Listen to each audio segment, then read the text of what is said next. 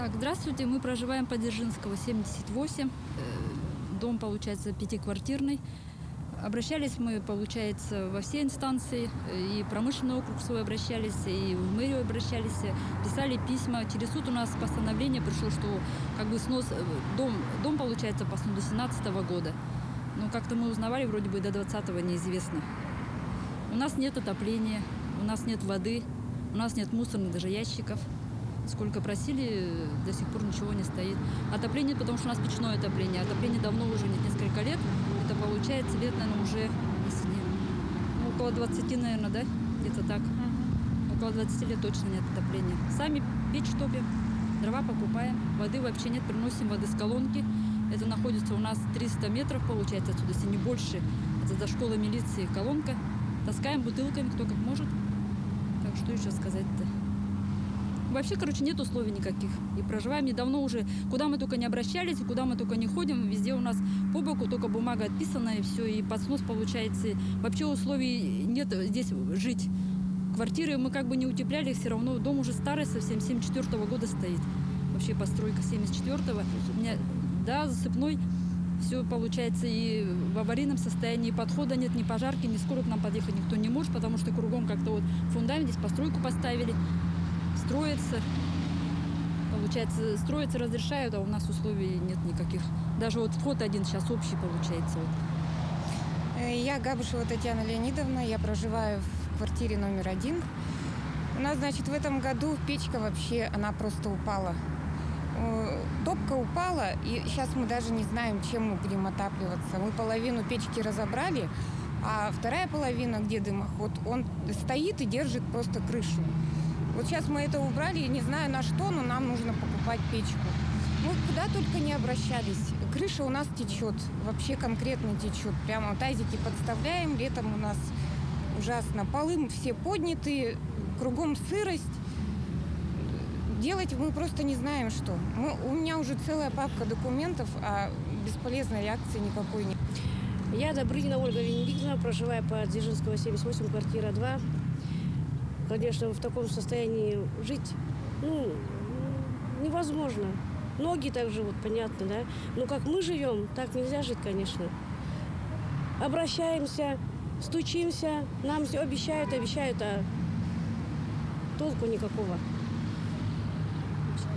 Стоит дом на болоте, все время вода, дети болеют постоянно. Вот эти вот всякие коросты, уже и как бы до туберкулеза не дошло. Вообще кошмар. Как так жить, не понимаю. Кузовников Олег Александрович. Проживает в Дзержинского, 78, квартира 5. А что еще сказать? У меня полы дома вздуло. Собака боится домой заходить, потому что линолеум постелен. Она у меня большая, она падает. Прошлый год зимой, прошлый год зимой, труба лопнула, разошлась труба в декабре месяце на 5 сантиметров ушла. У меня фотографии на флешке есть все. Обращался в администрацию Путина, электронной почтой посылали. Они сюда, в ДЖО, отправили письмо, видимо, или позвонили. И через неделю буквально пришла отписка опять из департамента жилищных отношений. Мы жилье не строим. Все, ждите. А где ждать? И чего ждать? У жены был костный туберкулез, болела, лежала в Ените. Я лежал в Ените с флебритом, потом на Алас перевели. Ну как жить? Здравствуйте, меня зовут Габышев Михаил Владимирович, проживаю в Дзержинске, 78, квартира 1.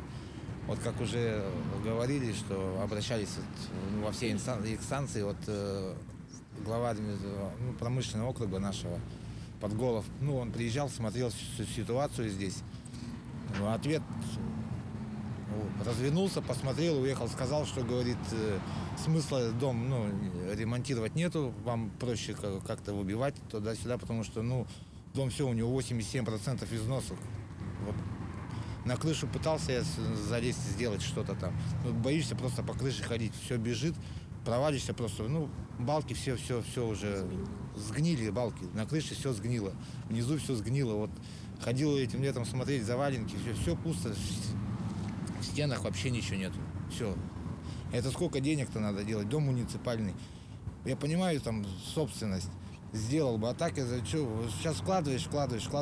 У меня же семья тоже кормить же надо как-то, что-то выкручиваться с этого положения. И бесполезно никаких. Вот сейчас опять будем писать. И когда это что, вот, неизвестно.